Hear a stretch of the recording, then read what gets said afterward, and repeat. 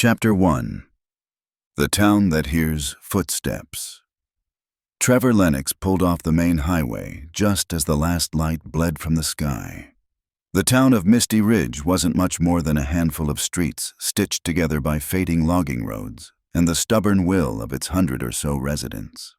Tucked into a bowl of heavy pine forest and mist-thick valleys, it was the kind of place where news didn't travel fast, but rumors did.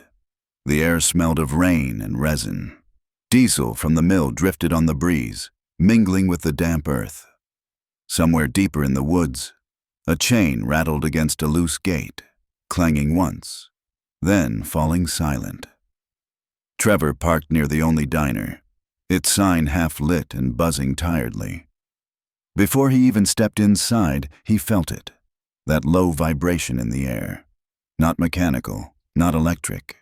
More like the town itself was holding its breath. Inside, a scattering of locals nursed coffee and silent conversations. Heads turned as he entered, then quickly looked away. Outsiders weren't common here, and everyone knew everyone else's business. His presence crackled like static across the room. Trevor sat at the counter, ordered black coffee, waited. It didn't take long. The waitress, a woman in her 50s with deep lines around her eyes, leaned in as she poured. "You're here about the thing in the woods," she said, not a question. Trevor stirred his coffee once. "Depends what you mean." She glanced around, lowered her voice. "You'll hear it before you see it. Heavy footsteps, real heavy, but you won't find no tracks. They don't want to leave any." He met her gaze, steady, weathered, not the look of someone spinning a tale. "And when did it start?" he asked. She thought for a moment. "Started after the blackout. 3 nights ago. Whole town lost power for about 6 hours. That's when folks started hearing, breathing. Heavy, like an old bear. Only bigger, slower." Trevor nodded, jotted a note in his battered journal. As he did, a man at the corner booth, broad shoulders, hunter's jacket, caught his eye, gave a slow, almost imperceptible shake of the head. "Don't ask, don't stir it up." Trevor sipped his coffee. Too late. He was already in it. Outside, the mist thickened around the street lamps, curling like something alive. And somewhere, just beyond hearing, a single, heavy footstep. Chapter 2. The gathering of the witnesses. The town hall smelled like damp wood and old coffee. Trevor sat near the back, notebook in hand, as a loose circle of townsfolk settled into battered folding chairs. Nobody spoke above a whisper. Even the scrape of boots against the worn floor seemed louder than it should have been.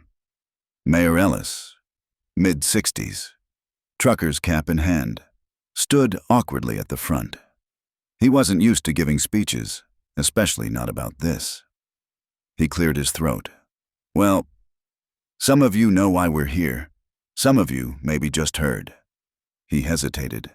"There've been things seen, things heard.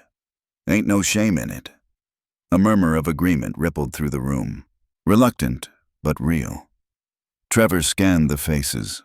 Old men who'd hunted these forests their whole lives. Teenagers with wide, uncertain eyes. Ranchers. Mill workers. Mothers with arms folded tight across their chests. Ellis continued. "We're not saying it's one thing or another, but a lot of folks are describing the same thing." He nodded toward a skinny man at the edge of the circle. Harris, Trevor later learned. Harris looked like he'd rather be anywhere else. Still, he spoke. "I was out by the south line. Heard heavy steps, real close. Thought it was an elk maybe. But it weren't no elk. When I shined the light, I didn't see nothing, but I felt it, breathing, deep, like the ground was inhaling." Another man nodded silently. Then a woman near the window, hands trembling slightly. "I smelled it. Wet moss, like the creek beds in spring, but wrong, strong." The testimonies came slowly. No one used the word at first. Bigfoot, Sasquatch. They danced around it, saying it or something, or the tall thing, like naming it might make it more real. Trevor jotted notes, head down, invisible. Similarities emerged. Heavy footsteps without visible tracks, deep breathing heard, but not seen. Mist appearing just before the encounters. Animals going silent beforehand. A feeling of being watched, intensely, intimately. Trevor looked up once. Caught a woman staring at him. Not in suspicion. In recognition. Like she knew something he hadn't realized yet. That he wasn't just there to listen. He was there because he already belonged to this story. Outside, the mist thickened against the old windows. And somewhere beyond the town hall's thin walls, something listened too. Chapter 3. The Forgotten Trail. Trevor left town early the next morning, guided by rough directions scribbled on a paper napkin. Look for the split cedar after the second bridge, the note said. Trail's not marked, wasn't supposed to be. He drove along winding gravel roads, mist still hanging low over the clearings, clinging to the trees like old memory. His truck rumbled over the first bridge, an old timber structure sagging under its own age. Then the second, narrower and half overgrown. There, just beyond, he found it, the split cedar. And behind it, nearly swallowed by thicket, the faint suggestion of a path. He stepped out into the cold morning air, boots crunching wet gravel, and approached the trailhead. No markers, no worn footpath. Just a subtle gap where the trees bent slightly apart, as if something larger than a man had moved through. Trevor checked his recorder. Field log, Misty Ridge trailhead. No signage, no visible prints. Vegetation undisturbed, yet natural animal trails are absent. Possible path memory effect. He pushed forward. The trail wound in unnatural curves, refusing straight lines even where the terrain offered them. Birds fell silent as he advanced. The mist thickened. Every few steps, Trevor would stop and listen. No snapping branches, no rustling underbrush. Only the rhythmic hush of his own breath, and something deeper beneath it, just below conscious hearing, like a heartbeat hidden in the soil. Then he noticed something stranger. Despite the soft earth and recent rain, there were no tracks, no deer prints, no bear pads, not even raccoon scuffs.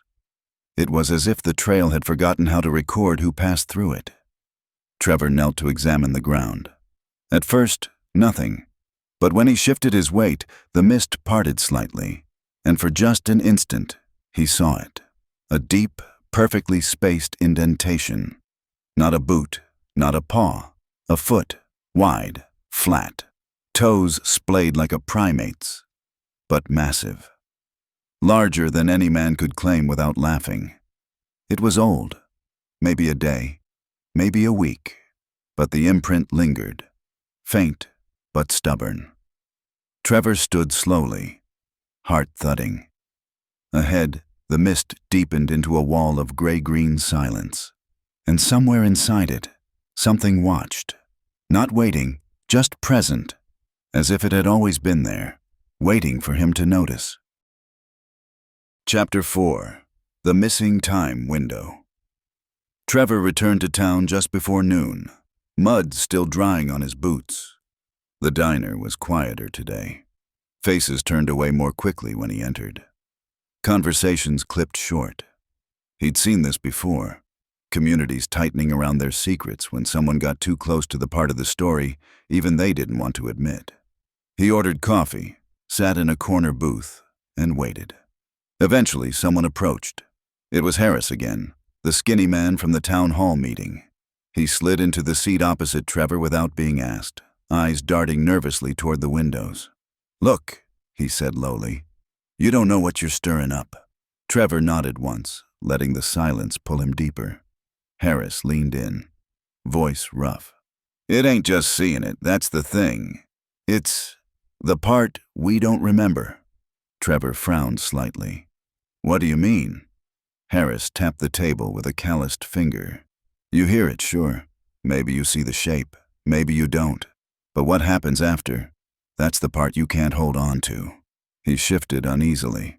"I was out by Morgan's Creek 2 nights ago. Heard the steps, big ones, like trees fallen soft. I looked up, saw it for a second. Bigger than a bear, taller than a man." He paused, swallowed hard. "Next thing I know, it's dawn. I'm sitting on the creek bank, boots dry, no fire, no nothing. Lost 6 hours, just gone, like they folded me up and put me away till they were done." Trevor leaned forward.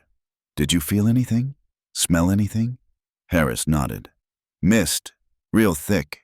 Smelled like moss, like a cave after rain. And hummin'. Not a noise exactly. More like the space around me was buzzin', real soft." Trevor scribbled notes. The pattern was emerging. Encounter, mist, loss of time, selective forgetting. This wasn't just about physical sightings, it was about memory itself, about perception being bent, interrupted, rewritten. Outside, the mist thickened against the glass again, tendrils creeping over the window panes. Trevor glanced out. For a heartbeat, he thought he saw something tall and broad move between the trees across the street. But when he blinked, only mist remained, and the heavy, knowing silence that always followed. Chapter 5. The Gift. At the creek. Trevor followed Harris's directions out past Morgan's Creek that afternoon. The trail narrowed into little more than an animal path, winding through dense stands of cedar and birch. Mist clung to the hollows, swallowing the lower branches and muting the world into a gray stillness.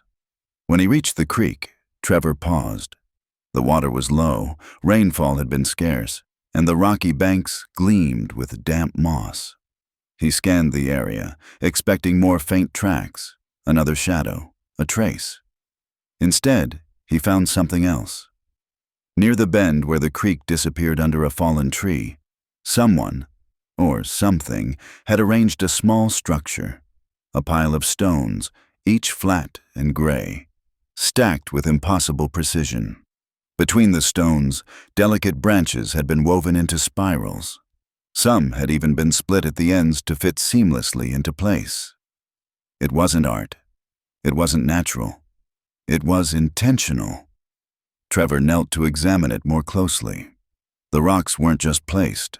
They were selected. Each one bore a faintly etched curve, as if some ancient water had worn them into crescent shapes. The spiral of branches looped outward from the center like a fingerprint or a ripple across a still pond. He pulled out his recorder. Field log. Morgan's Creek. Found structure, approximately 1 meter in diameter, composed of stones and woven branches. Central spiral pattern. No human footprints. No animal disturbances. Strong sense of placement, not randomness. He hesitated before continuing.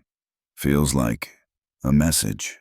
He snapped photos from multiple angles, then sat back on his heels, letting the mist settle around him. The forest was utterly silent. Then, a crack of a branch, not 30 yards up the creek. Trevor froze. No wind, no animals. Something heavy had shifted its weight. Slowly, without moving his head, he scanned the tree line. Nothing, but the feeling remained. The feeling that something had left the spiral not just as a warning, but as an offering. Something that wanted to be noticed, or remembered. He packed up slowly, respectfully, not disturbing the structure. As he turned to leave, he glanced back once. For just a moment, he thought he saw a tall, dark figure standing upstream, half shrouded in mist, perfectly still, watching, waiting. Chapter 6. The Unseen Breather. That night, the motel was too quiet. Trevor sat at the small wooden desk, flipping through his notes by the weak glow of the desk lamp. Outside, the mist pressed against the windows like a living thing, swirling slow patterns across the glass. He hadn't heard another vehicle pass by in hours. No trucks rumbling down the road, no porch doors slamming, no footsteps, except... Trevor froze. At first he thought it was the sound of his own breath, slowed and deepened by exhaustion. But it wasn't. It was coming from outside, a low, heavy breathing. Not close, yet not distant either. Like something stood just beyond the thin wall of the room, separated by only the flimsy siding and a pane of old glass. The breathing didn't move, didn't shuffle or snort or growl. It just was. A rhythm older than fear, a presence that didn't need to be seen to be felt. Trevor reached for his recorder with slow, deliberate motion. Clicked it on. The breathing continued. He slipped quietly from his chair, moved to the window without drawing the curtain. Through the misted glass, he could barely make out the parking lot, empty except for his truck and a handful of others. No movement, no shape. But the breathing persisted. He cracked the window a half-inch. Cool mist slipped in. The sound sharpened. Slow, deep. A weighted, living exhale. Then, it stopped. Suddenly, as if a switch had been thrown. Trevor stood there for a full minute, heart hammering in his ears, the recorder still running in his hand. Outside, the mist shifted one last time. In its folds, just for a second, something immense and dark moved past the edge of the motel. No footsteps, no footprints, just presence. Gone before the mind could catch up. Trevor closed the window carefully, sat back at the desk, wrote one line in his journal. It does not need to be seen to be real. The recorder clicked off by itself. Chapter 7. The Tracker Who Quit. The next morning, Trevor found himself standing on a cracked porch just beyond the south edge of town. The house was half swallowed by creeping moss and low-hanging pine branches. Rusted tools leaned against the siding. A tangle of animal skulls, elk, wolf, bear, hung from the eaves like ancient wards. The man who lived there was called Webb. Former tracker, former game warden, former believer in things that could be explained. He answered the door with wary eyes and a heavy silence. When Trevor introduced himself and mentioned the sightings, Webb just grunted and motioned him inside. The living room smelled of wood smoke and old leather. Webb sat heavily in a chair carved from raw timber, picking at a scar across the back of his left hand. "You want a story?" he rasped. Trevor nodded. Webb stared past him, into some middle distance. "Was 6 years ago, before the fires, out past Foggy Notch. Followed a trail. Big one, real big. Thought maybe a rogue grizzly. Prince said otherwise." Trevor leaned in slightly. Webb continued. "It weren't just the size, it was the way it moved.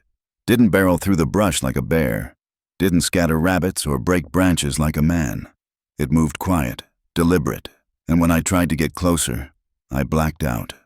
He tapped the scar with one cracked finger. "Woke up 4 hours later, half a mile from where I started. Rifle empty, no prints, no trail. Like the woods had folded me up and spit me out somewhere else." Trevor scribbled notes furiously. Webb's voice dropped to almost a whisper. "I don't hunt past Foggy Notch no more. I don't follow trails I don't recognize, and I don't go looking for things that don't want to be found."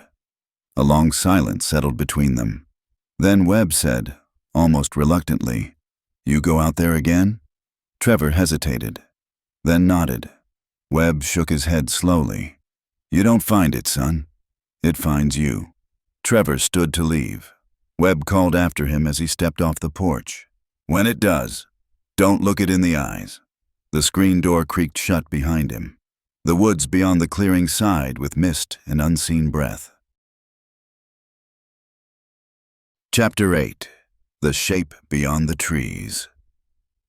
The mist hung heavier than ever that evening, swallowing sound, smothering distance. Trevor parked at the edge of Foggy Notch just before sundown. The gravel lot was empty. No tourists, no hikers. Just a sagging wooden sign warning about unstable trails and unpredictable weather. He shouldered his pack and headed in, following an old firebreak path that curved through dense cedar groves and blackened stumps. The air grew colder the deeper he went. thicker. It wasn't just fog anymore. It was like walking through memory itself. After 30 minutes of hiking, the trees opened into a narrow clearing, and there, on the far side, he saw it. A shape. Massive. Still. Standing between two ancient pines. Trevor froze. His heart hammered against his ribs. Not from fear, but from the sheer wrongness of it. The figure was too large to be a man. Too vertical to be a bear.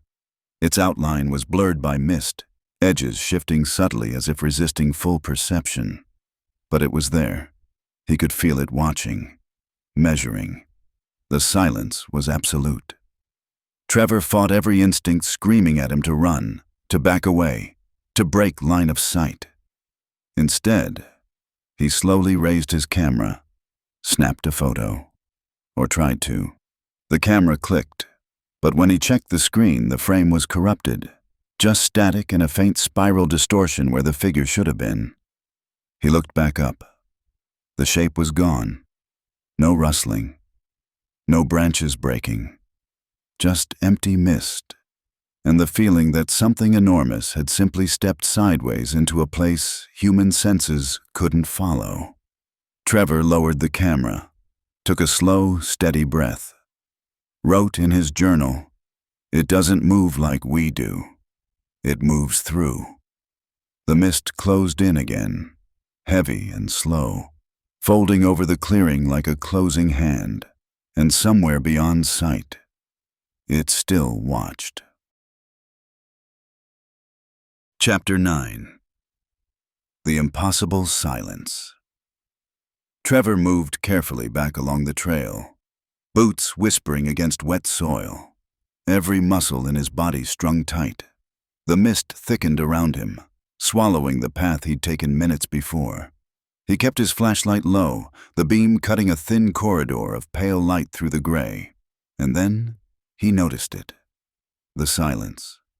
Not the usual hush of deep woods at night. Not the natural breathing quiet where wind stirred branches and distant owls called across valleys. This was something else. A constructed silence. Total. Crushing. Trevor paused, heart hammering harder now. He strained to hear anything. Wind in the trees, insects in the brush, water in the creek bed. Nothing. The entire forest had gone hollow, as if the world around him had been muffled under a heavy, invisible weight. Trevor slowly reached for his field recorder and clicked it on. At first, there was nothing but blank hiss. Then, barely audible under the white noise, a slow, deliberate rhythm. Not a mechanical hum. Not breath this time, but something deeper. Footsteps, massive, measured, coming from everywhere and nowhere. He panned the flashlight across the trees, but the beam caught only mist and warped trunks. Nothing visible, but the pressure grew. The feeling that something vast stood just beyond the mist, circling, watching without needing to be seen. He gritted his teeth, forced himself to take another step forward. The recorder crackled once, sharp and loud in the void, and then died. Batteries fresh, brand new, dead.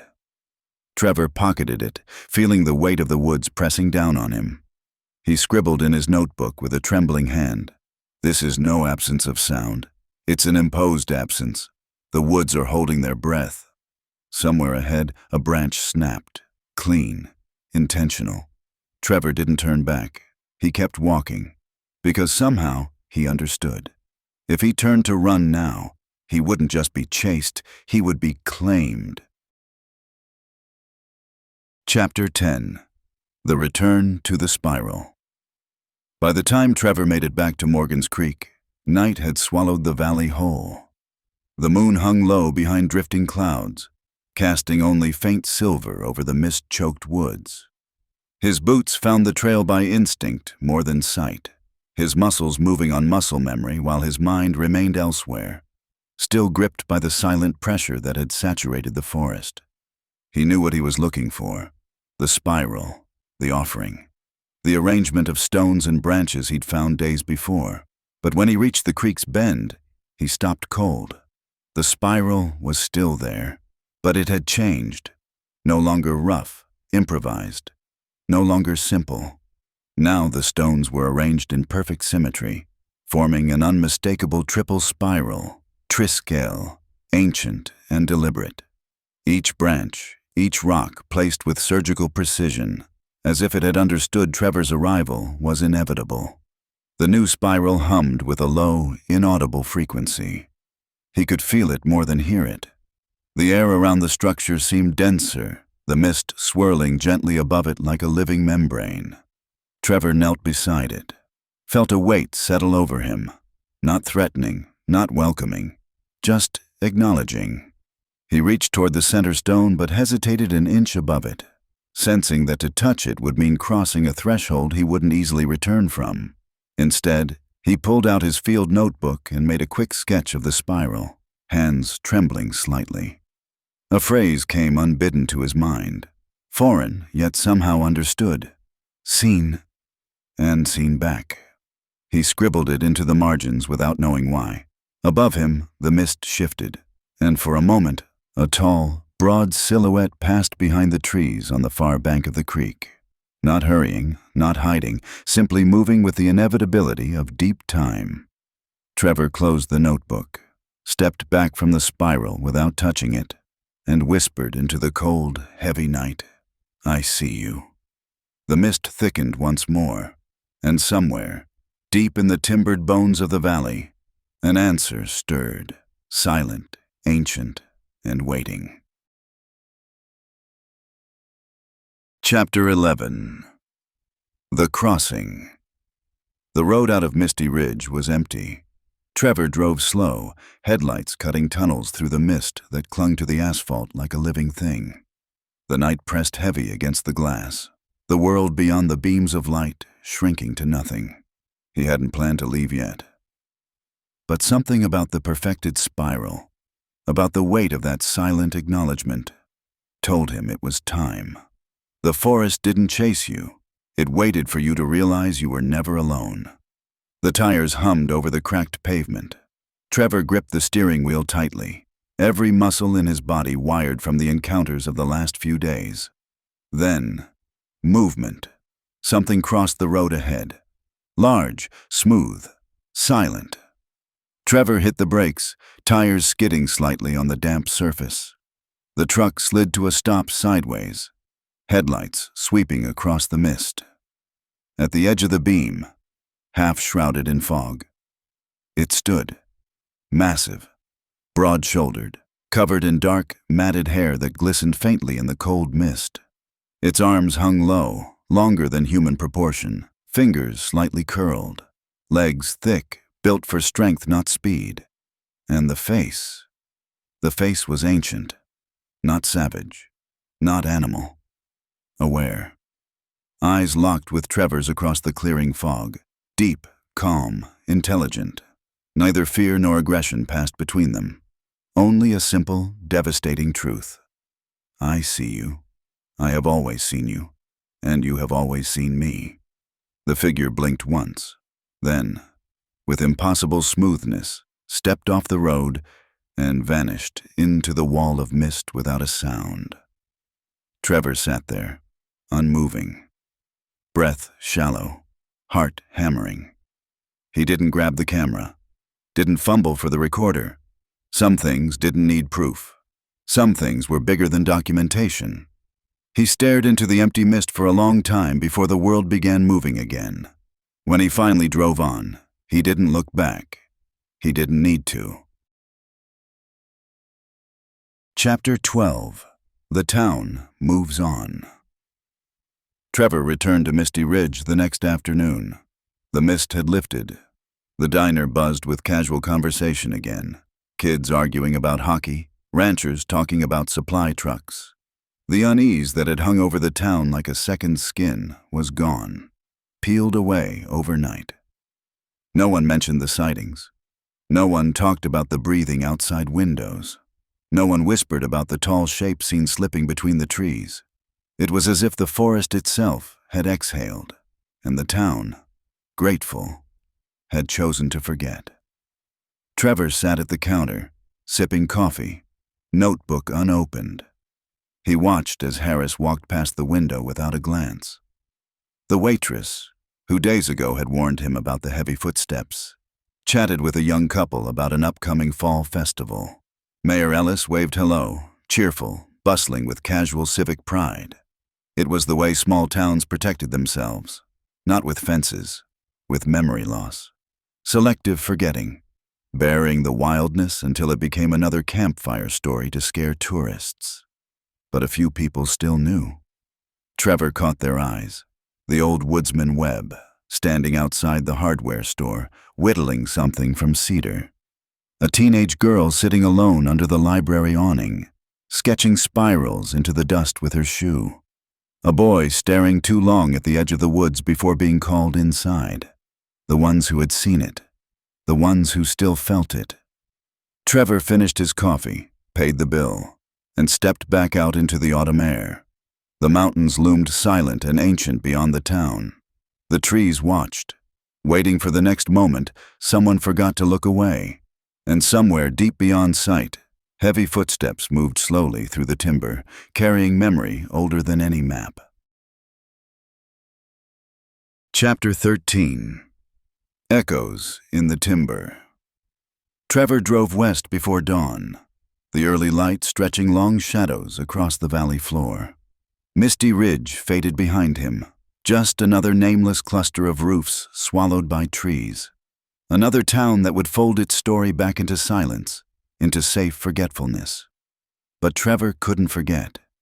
Not this time. For a week after he left, the dreams came every night. He stood in the woods, not lost, not afraid, just present. The trees pressed close, taller and older than they should have been, mist weaving between their trunks like ancient breath.